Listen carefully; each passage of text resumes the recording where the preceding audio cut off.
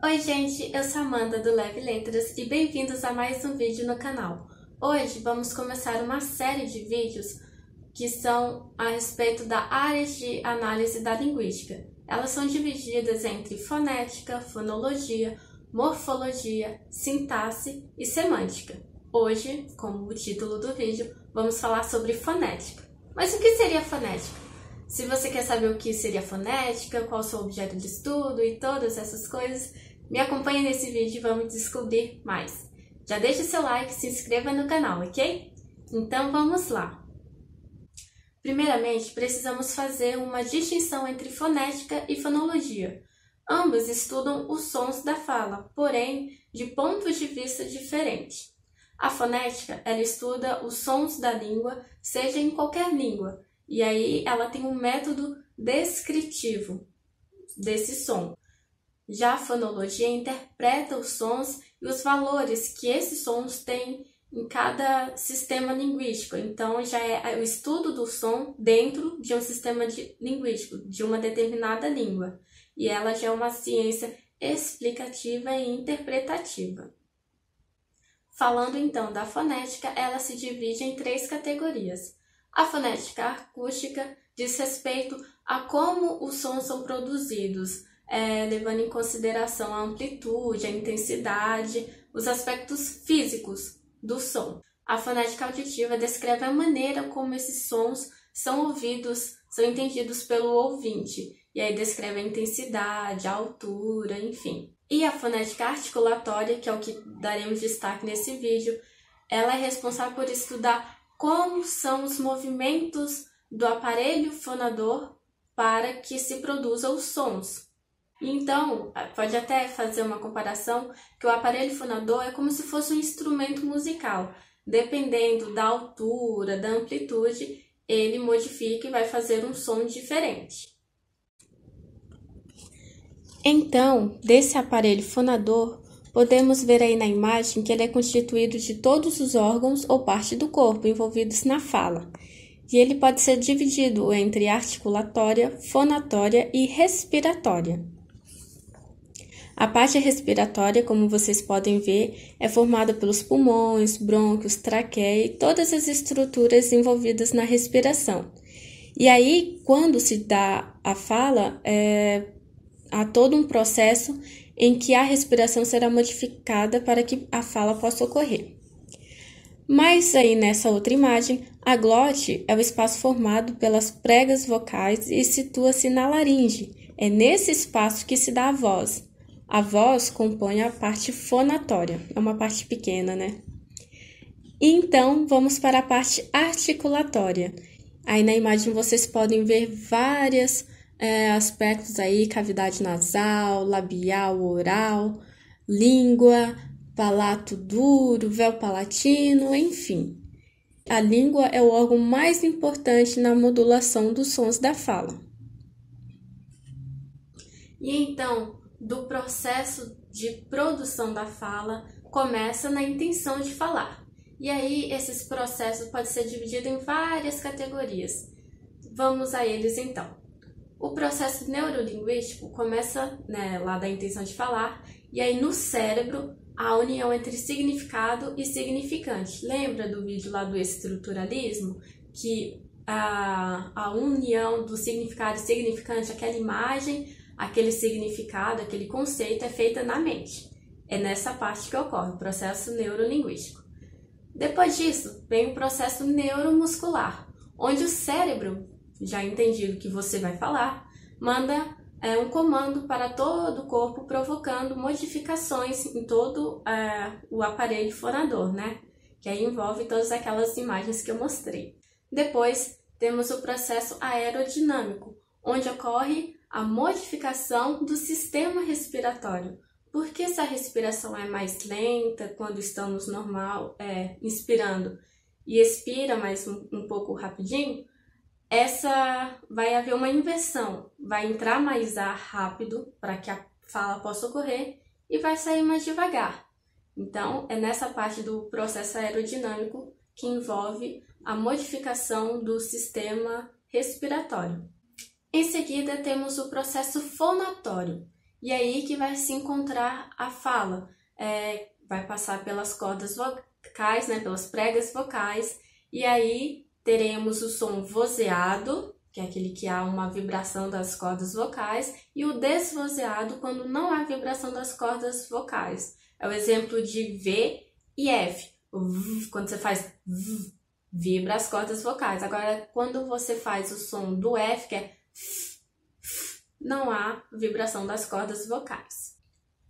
Depois disso, temos o processo oronasal, que aí serão sons nasais, anasalados, que são aqueles que passam pelo nariz. No caso de N, M, tem esse som mais fechadinho. Em seguida, temos o processo articulatório, que vai falar sobre a obstrução na cavidade oral, na boca, né? No caso, por exemplo, o P, a gente fecha, o B também, B, P, P, e aí vai falar disso. E nesse ponto do processo articulatório, teremos dois aspectos, a zona de articulação e o modo de articulação, que será visto um pouquinho mais na frente nesse vídeo mesmo. Então, temos o processo acústico, que é quando finalmente a transmissão de todo esse som, toda a fala, ao ouvido de quem está ouvindo, no caso, né, ao ouvinte. E para finalizar, temos o processo auditivo, que aí, a partir do momento que essas ondas chegam ao ouvido do ouvinte, parece até redundante, né? Mas é isso, o ouvido do ouvinte vai desenvolver lá dos tímpanos vários pontos do ouvido para que essa fala seja reconhecida, mandada para o cérebro e feita a decodificação desse som para que se possa entender a mensagem. Podemos falar que a fala, esse processo, é como se fosse um filme, com várias etapas, várias sequências, e que aí, uma após a outra, forma um contínuo, exatamente como um filme. Uma cena vai dando continuidade para que todo o processo possa ocorrer. Na fonética, esse contínuo da fala, ele é cortado em pedaços para que se possa analisar. Por exemplo, eu pego uma palavra casa e vou analisar o som do K, do S, que nesse sentido de casa já tem um som de Z. E aí esse estudo dessas partes menores são feitas em colchetes, que aí para ter essa descrição fonética, e essas partes menores do som são chamadas de fones. A fonética desenvolveu o alfabeto fonético internacional, onde há a descrição de todos esses sons que aí podem ser analisados e descritos em várias línguas. Ele não é específico da língua portuguesa, como diz, internacional.